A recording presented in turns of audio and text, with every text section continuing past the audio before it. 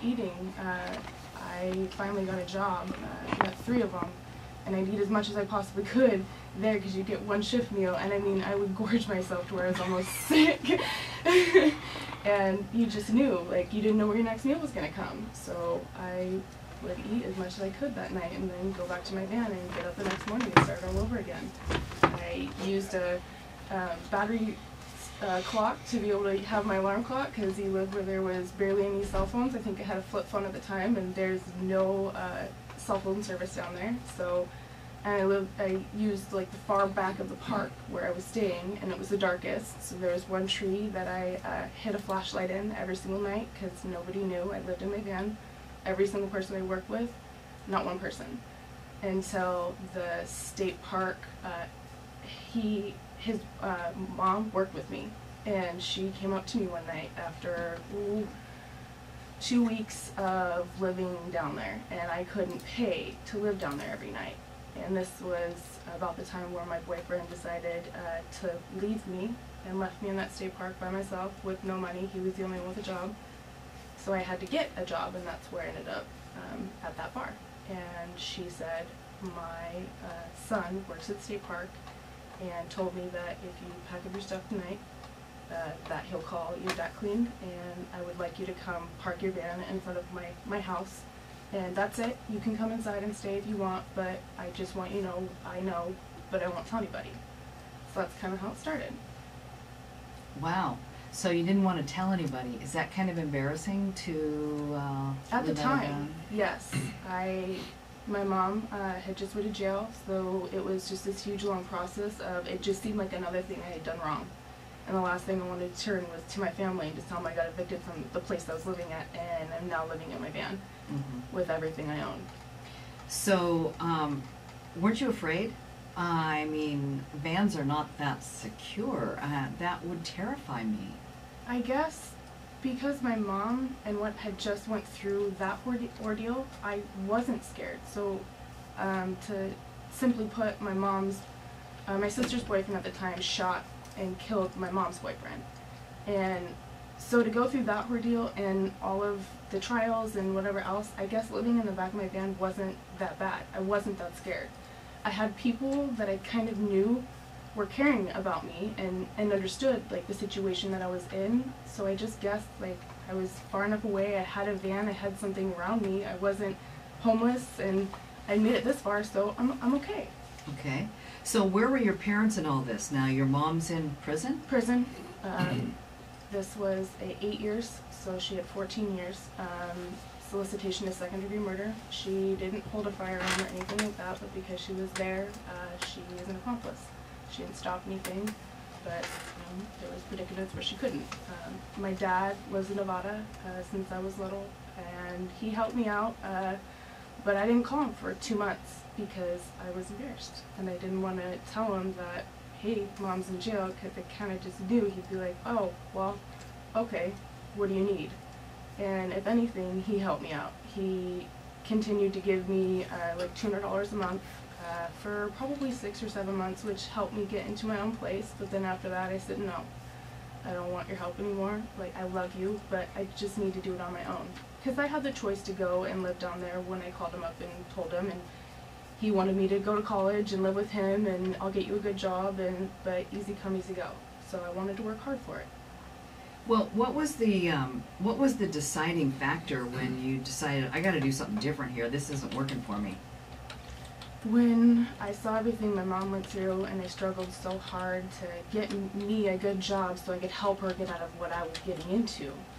And then when I realized that I wasn't going anywhere, I couldn't make that dead-end job work for me. I can't live in the middle of nowhere. I need to completely rip myself away from all the people that I knew and put myself into something good. Whether it was one person, one city, one thing, it didn't matter. I knew where I was bad for me. So my best friend lived here, and I came down here in 10th grade with a great group of people, met them, and just kind of knew, I think I want to be down here. I think that would probably be the best thing. And knowing my best friend was about to buy a house and she had great things going for her, I knew I I could start here. All right. Hey, we're going to take a break here, but when we come back, I want to ask Morgan if she thinks that there are women in the Tri-Cities right now living out of a vehicle. Thanks for joining us on this Friday. My guest today is Morgan Nielsen. At 18 years old, she was living out of her van. Her mother is currently in prison, complicit for the murder of her boyfriend. Morgan is not living in a van right now. She's actually a homeowner, and so let's move towards that. Tell us some of the steps that you took to basically get your life on track. I know that you saw other people that were homeowners and you thought, I want to do that too, or how did that even come about? Well, my best friend, when I moved up here, we were barely 20, maybe 21, I think it was 20, and she was buying her first house.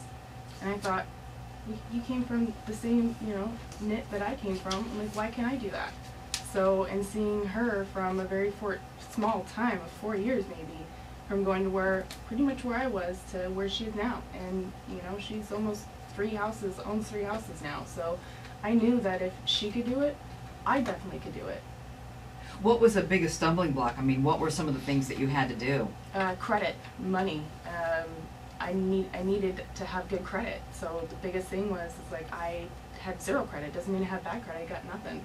So first thing I did was went to a credit union and asked if there was some sort of line of credit that I could do, and that's what I did. First thing was $300. So I just used that as much as I could. Didn't matter if I had the money to pay it off, I just used it.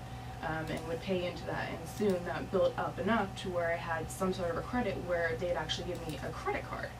So then I got a credit card, and at the same time of doing that, you don't ever want to get something that's $1,500. You don't want just a $2,000 credit limit. You want to go at least double that. So I went for a computer and went for $1,200 and got something that big, and over a year paid it off.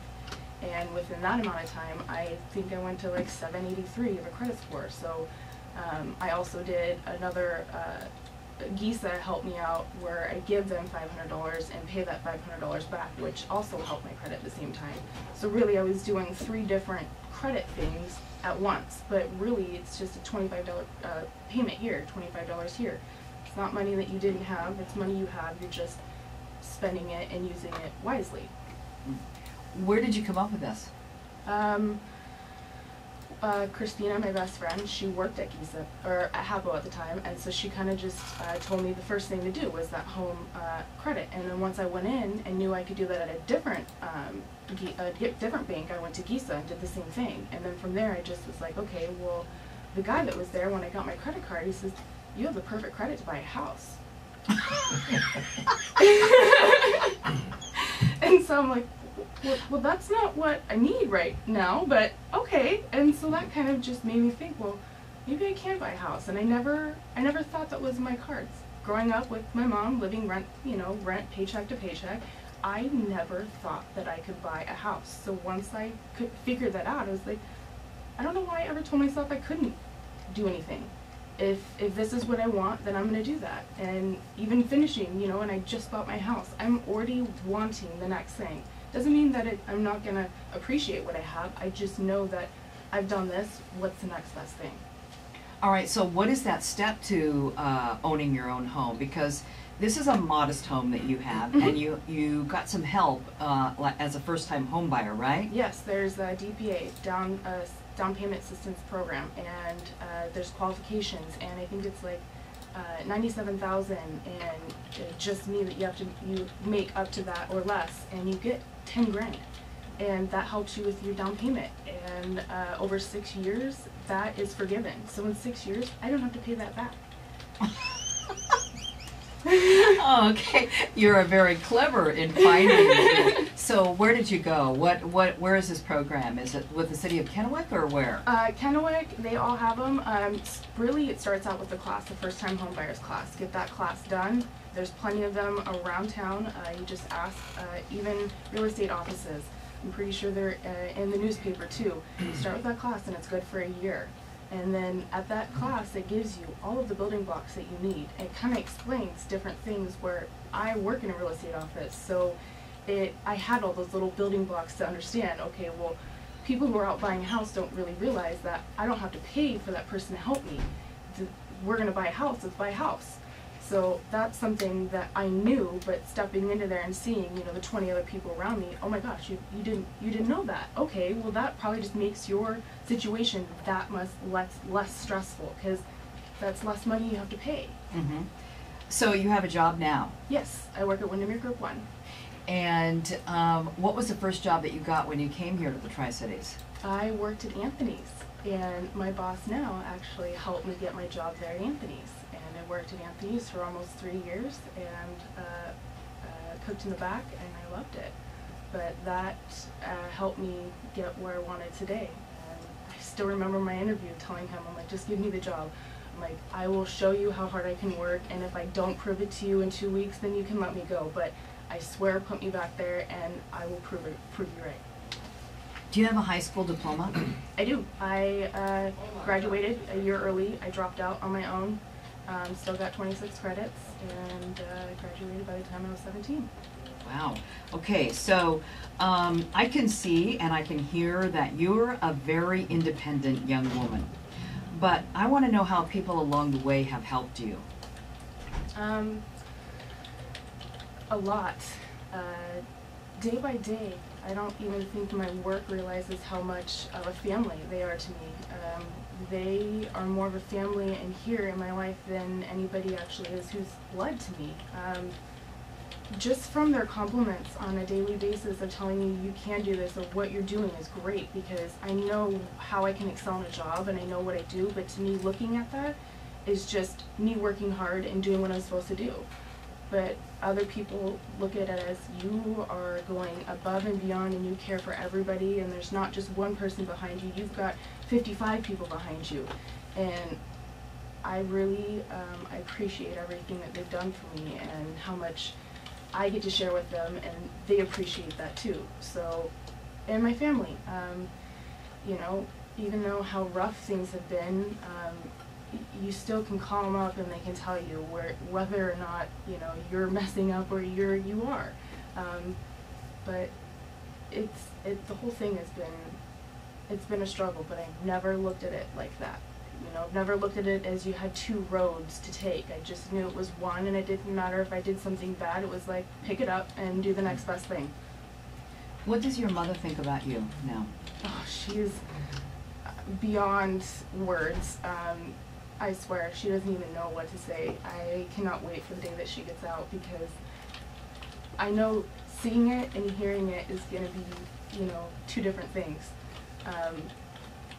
She just is so amazed that I've done so much more in my last couple of years than I think she ever has in her entire life. So. She's happy though? Oh my gosh, yeah. Okay, Mm-hmm. good. You know, we went into that last commercial break, and I proposed to people that I wanted to ask you whether or not you think that there are women who are living in the Tri-Cities right now who are living out of their vehicles. What do you think? Yes, I do believe, and I've seen it. There's people that are, you know, on a daily basis behind their work that are living out of their cars. How do you know that? Why do you feel that? I've seen them every single morning. The stuff that's in the back of their cars, just you living in the car, you kind of pick up on those notions. And it's not the only place that I've seen that particular car. I've seen it other places in Tri-Cities, and they have dogs. They have 2 dogs. It's I don't know if it's a husband and wife, but yeah, you can just tell by the certain things and how long they stay. So the entire time I'm at work, they're in the same spot, they haven't moved. Maybe their windows have gone up, maybe they've gone down, but that's not Yeah. normal. Mm-hmm. What can people do? How can people help? I mean, I didn't even want to accept help when I was in that situation, but it really just takes the person, take yourself out of that position and just walk up to them or give them something, even if it is a gallon of water. Water is priceless. I mean, you wouldn't even imagine they could, you know, feed themselves, make something, wash themselves. Maybe they had clothes they needed to wash. Even a pair of socks, you know, something that's just that small that you don't think about is amazing to them. A mirror. I didn't have a mirror for I don't even know how long. I had my, you know, the mirrors on the side of your car. So that, even that small of a thing, that could help. It's hard to imagine that at all, living in a vehicle and then trying to put your life back together at the same time. Yes. Trying to get a job and show up for work every day. And yeah, I'm sorry that it is embarrassing for people, and I wish there was a way that they could ask for help. Mm-hmm. Where can people go? Do you have any ideas to get any assistance? I know WorkSource helped me at first Okay. because that was where I knew I needed to put in resumes. They said the more resumes you put in, the better you're going to have off. So I started at WorkSource and built my resume there, had to go to a public library, that kind of thing, printed off, all that special stuff, and started putting those out. If I hadn't heard from that company in 2 or 3 days, I went back. I asked if I could talk to their manager, had another resume, turned it in again. I went to each place twice. And then if by that second time, if I hadn't heard from them, or I had maybe a follow-up interview, awesome. If it didn't make it through, it didn't make it through. But you have to start off with that job. Look nice, whether it's how do you spend your last $3 doing that hobo shower like I did that first day. Make that day count. Go out there, put in 12 resumes if that's what you need to do.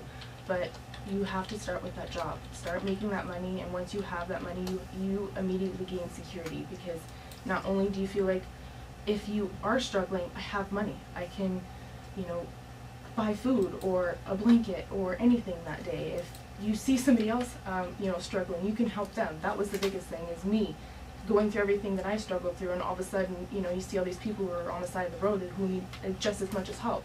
I can't not stop now. Yeah, absolutely. Well, you know what? I think you ought to be a sideline job. I think you ought to be a life coach. I really do. At 25, you've learned a lot that people spend their entire lives learning. So when you knew that you were going to come here today and talk with us about this and share your story, of anything else that we have already talked about, though, what is it that you wanted people to know? I guess I wanted them to know that you can do anything. I know that sounds kind of cliche, that people will tell you that, you know, the sky's the limit, but really it is. No matter how much you think that you can't, you can. I didn't think I'd have money ever to buy a house or be able to own a house by myself, solely, independently, not somebody standing behind me, beside me, whatever. I can do it. You can too. You went from living in the back of a van to doing what I'm doing now, and it just takes that first step by step. Doesn't matter if by one time you have to take 2 steps back, you can take another step forward. Morgan Nielsen, thank you so much for sharing your story today. It's a great way to start our weekend. Thanks for having me. Yeah. We'll be back in just a moment. Stay with us.